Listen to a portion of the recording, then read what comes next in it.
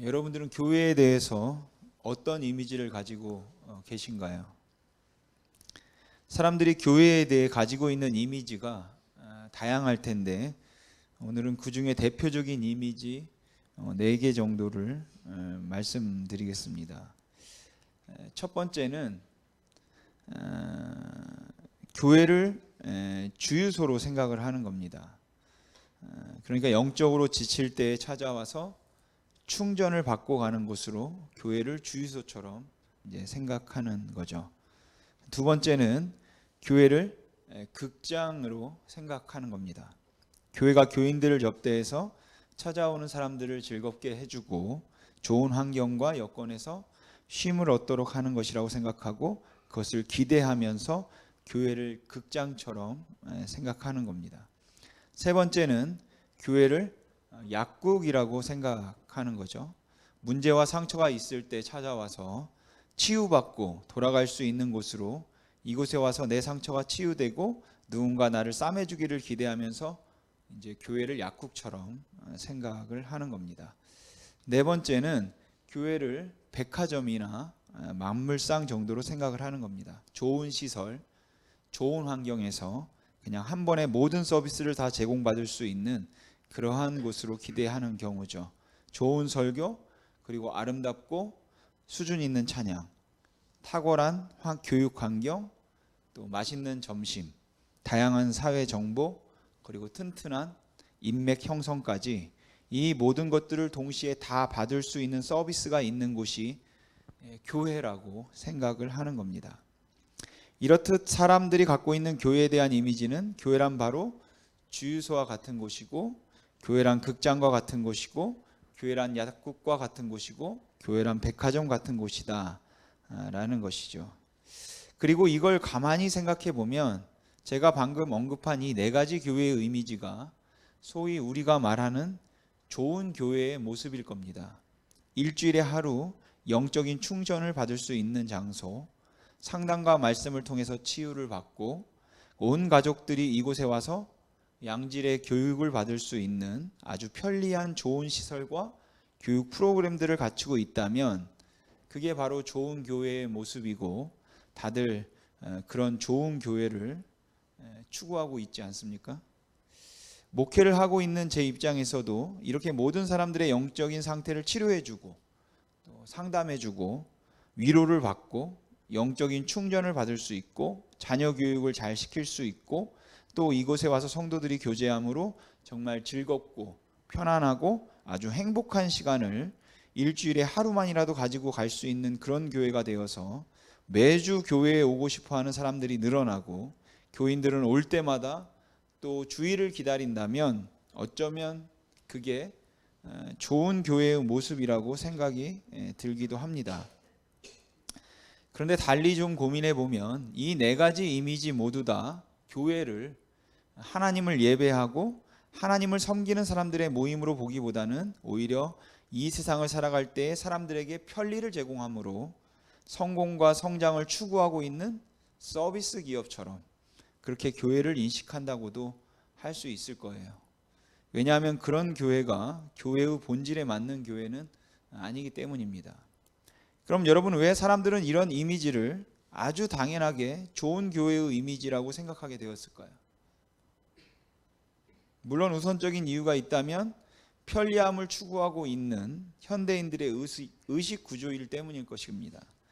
사람들은 고난이 있고 섬김이 있고 희생이 있는 것보다는 오히려 내가 대접을 받고 서비스를 받는 것을 더 선호하기에 그건 어쩌면 현대인들의 의식 구조일 수도 있겠다 싶습니다.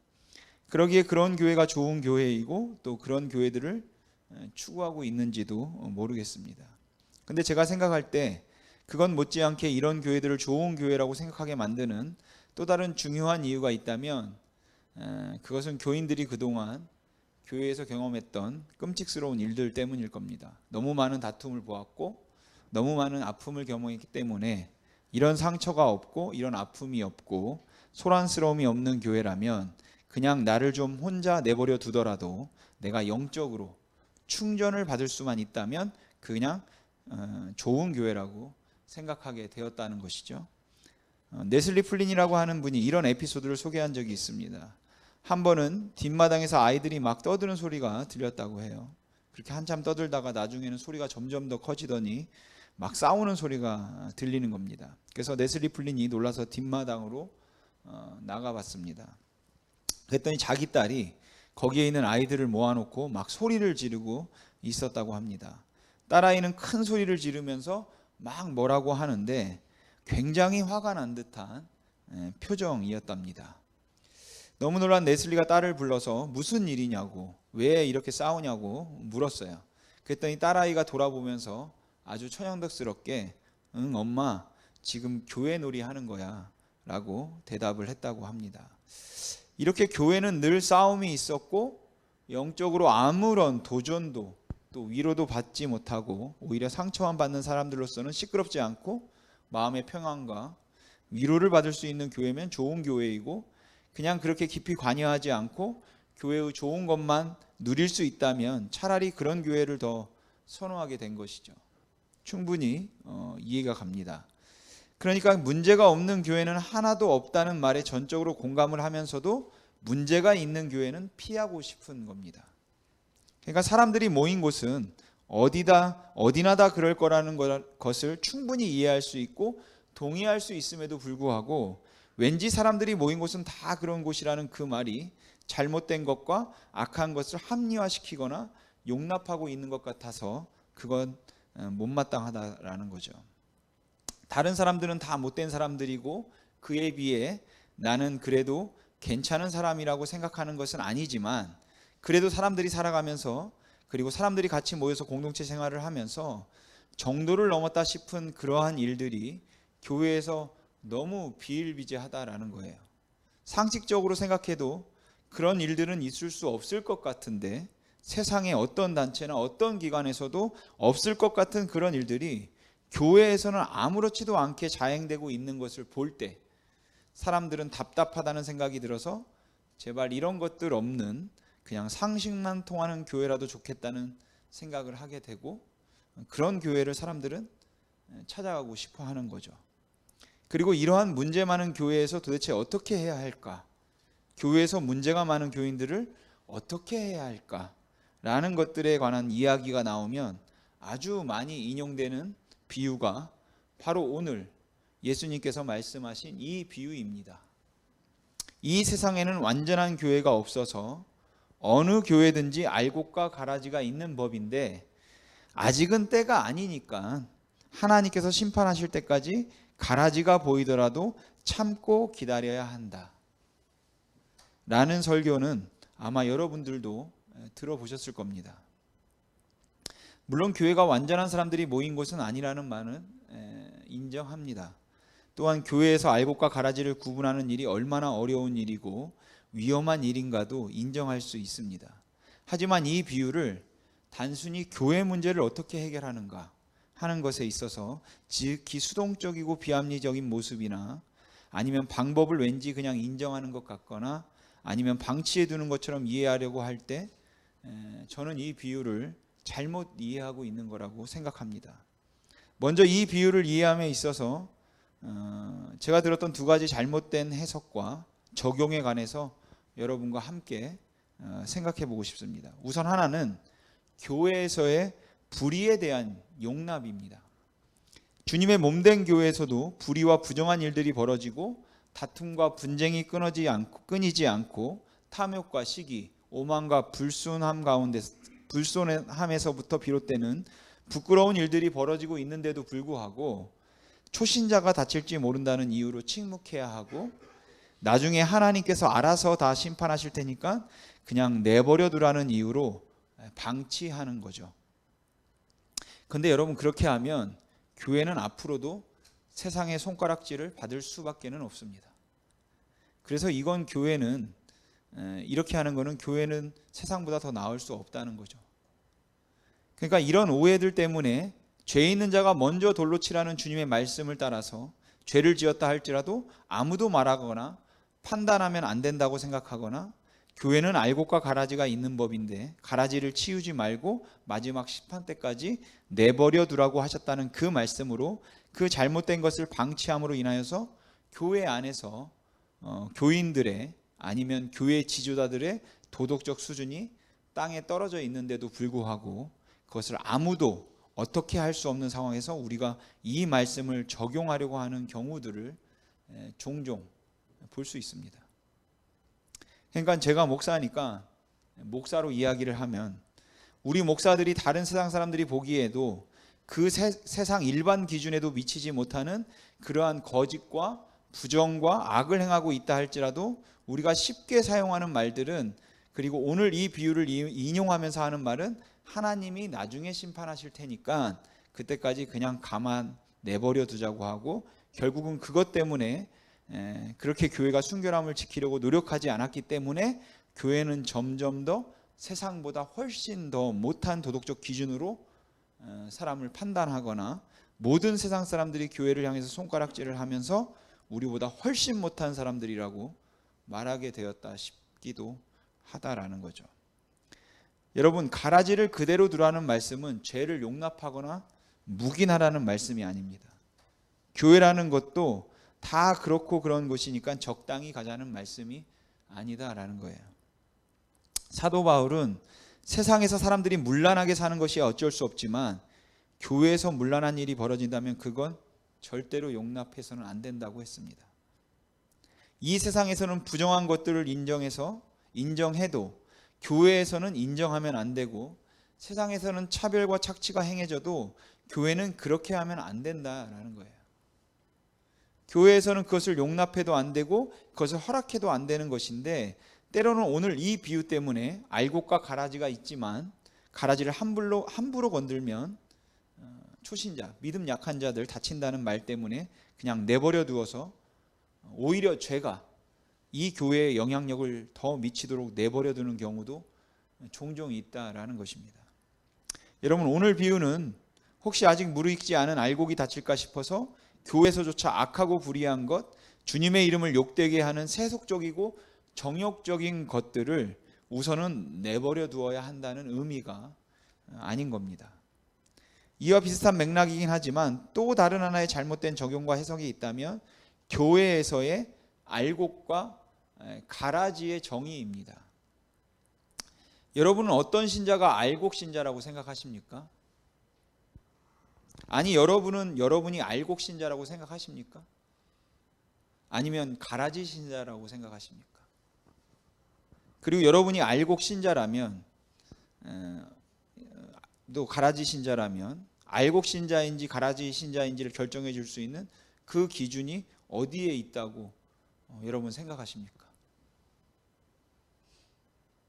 예전에 부흥 강사들이 이 본문으로 설교를 하면 이제 이렇게 말하죠. 교회에는 알곡 신자가 있고 가라지 신자가 있다. 그러면 어떤 신자가 알곡 신자일까요? 헌금 잘 내고 항상 밝은 얼굴로 말없이 봉사할 뿐만 아니라 무엇보다 목사에게 순종하는 교인이 알곡 신자입니다. 목사가 죽으라고 하면 그냥 죽는 신용이라도 하면 정말 알곡이죠. 근데 목사가 뭐라고 그러면 계속 왜 그러냐고 그러고, 나는 못하겠다 그러고 계속 부정적인 이야기를 하고, 또 교회에서 봉사를 한다 해도 항상 그걸 못마땅하게 생각하거나, 아니면 교회가 이런 교회가 되어도 되겠느냐고 자꾸 다른 그 교회의 역할들에 관한 것을 강조하기 시작해서 목사가 목회를 하는데 조금 불편하거나 아니면 생각을 많이 하게 만드는 교인들은 가라집니다. 그냥 목사를 대적하고 목사가 시키는 대로 순종하지 않으면 다 가라지 신자인데, 하나님이 심판하실 때까지 가라지를 뽑지 않고 참고 있는 이 목사의 인내심과 이 목사의 온유함이 얼마나 존경스러운 것인지는 몰라도, 알곡과 가라지를 구분하는 기준이 목사가 된 이상은 하나님 앞에 오늘 이 말씀을 치명적으로 오해한 것이면 틀림이 없을 겁니다. 오늘 본문 말씀은 문제 많은 교인들을 어떻게 해야 하는가라는 것에 관한 말씀이 아닙니다. 여러분, 교회에는 알곡 신자가 따로 있고 가라지 신자가 따로 있는 것이 아니에요. 저는 오늘 본문의 비유를 보면서 교회가 알곡 신자와 가라지 신자를 구분하거나 아니면 구분을 하더라도 내치지 말고 그대로 두라는 말씀이 아니라 오히려 세상을 향한 교회의 사명과 마음가짐에 관한 말씀이라고 보아야 한다고 생각합니다. 어떤 사람이 밭에다 좋은 씨를 뿌렸습니다. 좋은 씨만 뿌렸습니다. 그런데 얼마 후에 나가보니까 그 밭 전체에 가라지가 많이 나와 있었습니다. 주인의 원수가 그 밀밭인데 밀밭에 가라지를 뿌려놓은 겁니다. 오늘 비유에 나오는 이 가라지라고 하는 것은 지자니온이라고 하는 독보리라고 하는 아주 특별한 잡초입니다. 밀과 너무 비슷하게 생겨서 그 줄기를 자세히 보아서 밀보다 털이 조금 더 많이 나와 있다는 것 말고는 뽑아가지고 뿌리를 보지 않는 이상 밀인지 독보리인지를 구분하기 어려운 그런 잡초를 가리킵니다. 그러니까 보통 사람들로서는 식별이 가능하지 않고 혹 전문가들이어야 그냥 보면서 이건 독보리, 이건 밀, 그것도 아주 어렵게 식별이 가능하다는 거죠. 그렇게 나중에 뽑아서 뿌리를 봐야지만 확실하게 그 차이를 볼 수 있는 잡초인 독보리를 여기에서 오늘 비유에서 가라지다라고 한 것입니다. 그러니까 예수님이 가라지를 그대로 둔 이유는 가라지 때문이거나 아니면 알곡 때문이 아니라 아직 육안으로 식별되지 않는 그 알곡의 줄기들 때문인 것이에요. 예수님께서 이 비유를 말씀하신 후에 제자들에게 비유에 대해 설명해 주셨는데 예수님의 설명에 의하면 씨를 뿌리러 나간 사람은 예수님이고 밭은 세상을 가리킨다고 했습니다. 여러분, 밭은 교회가 아니라 세상이에요. 그렇게 밭은 세상을 가리킨다고 했고 밤중에 몰래 가라지를 뿌린 원수는 마귀를, 좋은 씨는 천국의 아들들을, 그리고 가라지는 악한 자의 아들들을 가리킨다고 했습니다. 그런데 이 비유에서 정말 중요한 것은 종들이 했던 두 가지 질문입니다. 종들이 했던 첫 번째 질문은 왜 밭에 좋은 씨만 뿌렸는데 가라지가 어디서 생겼습니까? 라는 것이고, 두 번째 질문은 이 가라지들이 많이 나는데 그러면 우리가 가서 뽑아버릴까요? 라는 것입니다. 여러분들이 아시는 것처럼 마태복음 13장은 저번 주에도 설명했지만 천국에 관한 비유들을 모아놓은 천국장입니다. 예수님께서는 오늘 비유를 말씀하시기 전에 저번 주에 살펴본 씨 뿌리는 자의 비유를 통해서 씨 뿌리는 자가 씨를 뿌렸는데 덜어는 길가에, 덜어는 돌밭에, 덜어는 가시밭에, 덜어는 옥토에 떨어졌다고 말씀을 하셨습니다. 그래서 그 씨를 뿌렸지만 그것들이 길가에 떨어진 것 같고 돌밭에 떨어진 것 같고 가시밭에 떨어진 것 같아서 열매를 맺는 것 같다가 맺지 않고 다시 죽어버리는 그런 일들이 있더라도 제자들이 낙심하지 말고 꾸준히 복음을 전해야 할 것은 거기에 옥토가 있기 때문이라고 하는 그 의미라고 지난주에 이제 저희가 그 비유를 살펴보았죠. 그리고 오늘 비유 다음에는 겨자씨에 관한 비유를 말씀하시는데 그 겨자씨가 세상에서는 가장 작은 씨지만 그 씨를 뿌려서 그 씨가 나중에 나무가 되면 공중의 새들이 깃들 만큼 큰 나무가 될 수 있다고 말씀을 하셔서 하나님의 나라는 이렇게 작게 시작하는 것이지만 하나님께서 그 작게 시작한 나라를 통해서 큰 나무를 이루게 될 것이고, 이 하나님의 나라의 결국은 수많은 사람들이 와서 안식과 쉼을 얻게 될 것이라고 말씀을 해 주셨습니다. 그리고 이 두 개의 비유 사이에 오늘 알곡과 가라지의 비유가 있는 것이죠. 그래서 저는 이 세 비유가 다 똑같은 한 가지의 주제를 다루고 있다고 생각합니다. 오늘 이 비유에서 종들이 물었던 질문은 이 땅에 살고 싶은 제자들이 살고 있는 제자들이 묻고 싶었던 질문이에요. 여러분, 이 종들이 물었던 질문, 사실 여러분도 묻고 싶은 질문 아닙니까? 이미 예수님께서 이 땅에 오셨는데, 그래서 예수님께서는 가난한 자에게 아름다운 소식을 선포하시고 마음이 상한 자를 고치시고 포로된 자에게 자유를, 갇힌 자에게 노임을 선포하고 모든 슬픈 자들을 위로하시고 슬퍼하는 자에게 화관을 씌우시고 찬송의 옷을 입히겠다고 하셨는데, 그런데 어찌하여 이 세상에는 아직도 고난이 있습니까? 메시아가 이 땅에 오심으로 인하여서 이 땅에 하나님의 나라가 이루어지고 주님께서 그곳에는 의와 공의와 사랑이 실천된다고 말씀하시며 하나님의 나라가 임했다고 하셨는데 어찌하여 아직까지 악이 성행하여, 어찌하여 아직까지 그렇게 악이 흥하고 죄가 간영하는 것입니까? 라는 것을 여러분 묻고 싶지 않으십니까? 내가 예수님을 만나고 예수님을 나의 주님으로, 나의 구주로 영접하고 난 후에 예수님이 나의 생명의 주님이 되시고 나의 모든 삶을 책임지시는 그 적는 자가 내 하나님이 되시고 나면 내 삶 가운데 기쁨이 있고 감사가 있고 감격이 있고 언제나 내 삶이 편안하고 유익하고 또한 내 삶에 형통함이 있을 거라고 생각했는데 전능하신 하나님을 믿는 내 인생이 어찌 이렇게 꼬이는 겁니까? 왜 이렇게 힘든 겁니까? 왜 이렇게 되는 일이 하나도 없는 겁니까?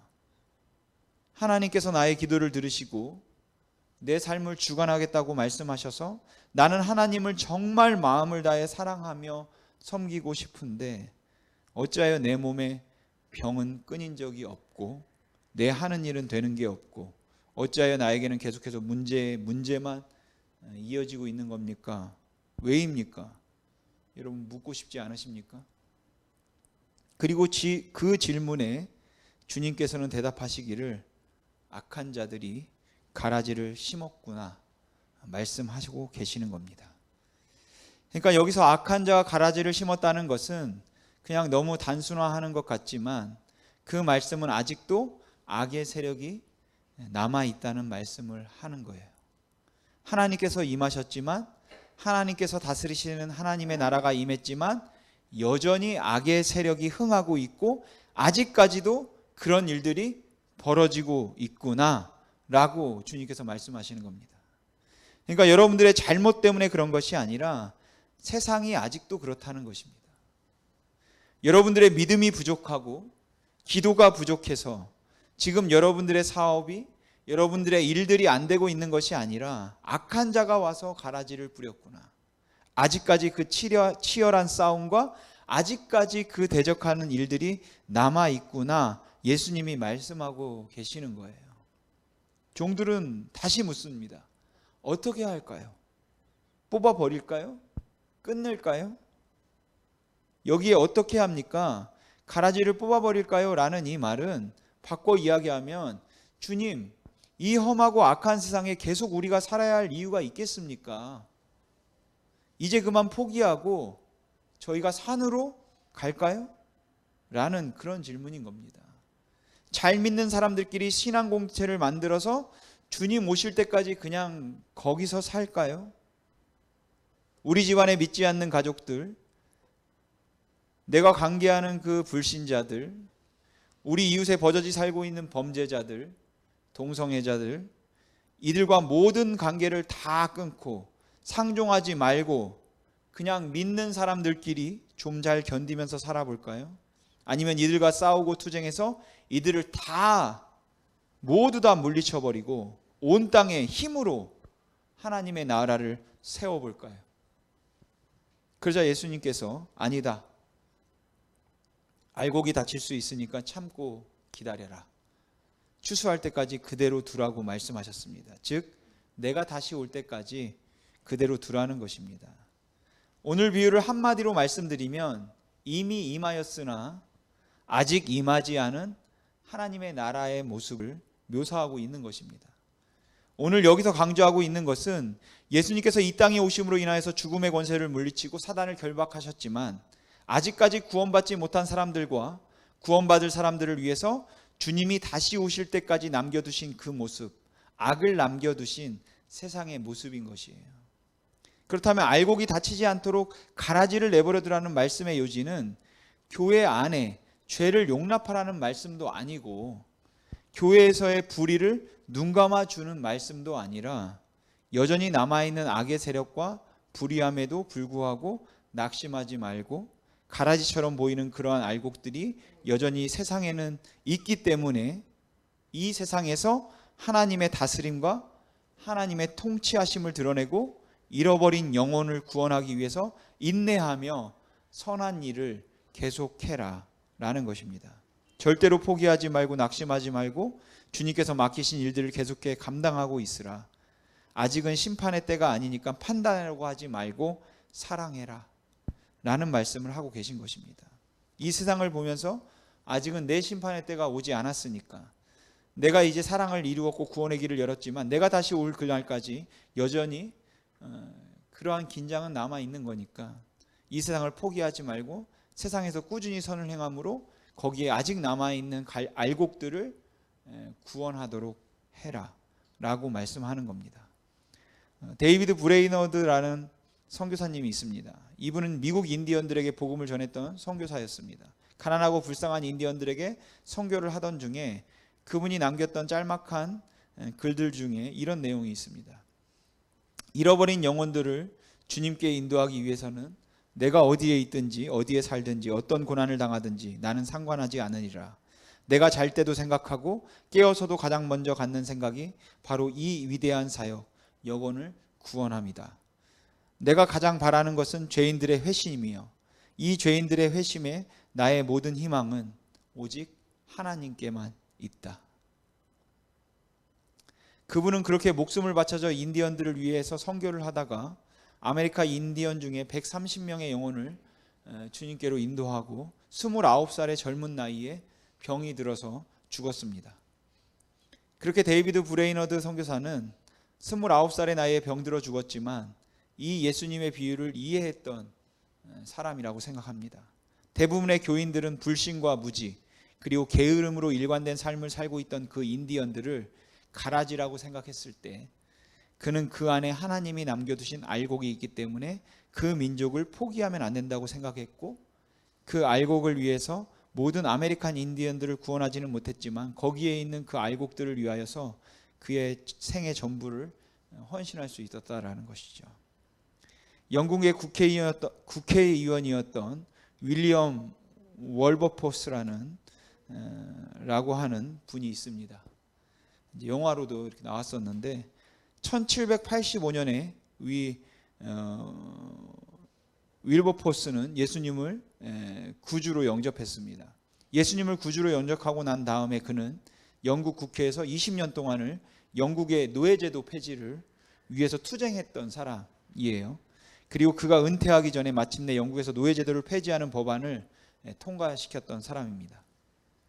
그는 세상 사람들이 가라지 같은 인생이라고 노예들을 경멸하고 학대하고 그 노예들은 아무렇게나 다루어도 괜찮은 소유물이라고 생각을 했을 때 그들에게 예수님의 사랑을 실천하고 하나님의 공의를 드러내고자 애를 썼습니다. 모든 사람들이 손가락질하고 말도 안 되는 짓을 하고 있다고 저들은 그런 가치가 없다고 말을 할 때에도 거기에 알곡이 있다는 것을 알았기 때문에 그들을 가라지라고 불러서는 안 된다고 생각하기 때문에 그들을 위해 투쟁하고 그들을 위해 싸웠던 거겠죠.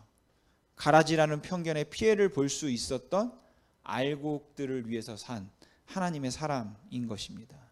여러분, 이 비유의 핵심은, 그리고 이 비유의 교훈은 소망이 없어 보이고 악에게 삼킬 것 같아도 포기하지 말고 하나님의 나라를 위해서 꾸준히 그리고 끊임없이 살아가라라는 그런 말씀입니다. 그런데 교회가 이렇게 가라지와 알곡이 함께 있는 세상에 살면서 엉뚱한 가치 기준으로 알곡과 가라지를 구분하고 자기 교회에서 자기에게 충성할 사람을 알곡으로 규정하고 도움이 안 되는 사람을 가라지라고 규정을 해서 가라지치기, 알곡 고르기에만 관심을 보이고 있다는 것이 가슴 아픈 일이다라는 거죠. 그렇게 이 교회 안에 목사를 대적하거나 아니면 교회의 행정에, 교회의 방향에 거침돌이 되는 것 같은 사람들은 우리는 너무 쉽게 가라지라고 규정하고 그들을 쳐내버립니다. 아니, 오히려 그들을 쳐내지 않고 그렇게 가라지임에도 불구하고 그냥 꾹 참고 저 가라지들 주님께서 심판하실 때까지 나는 심판하지 않겠다고 그렇게 그냥 꾹 참고 있는 모습을 굉장한 신앙인이고 굉장한 성자처럼 보고 있다는 것이죠. 하지만 가라지처럼 보이는 알곡에는 관심이 없습니다.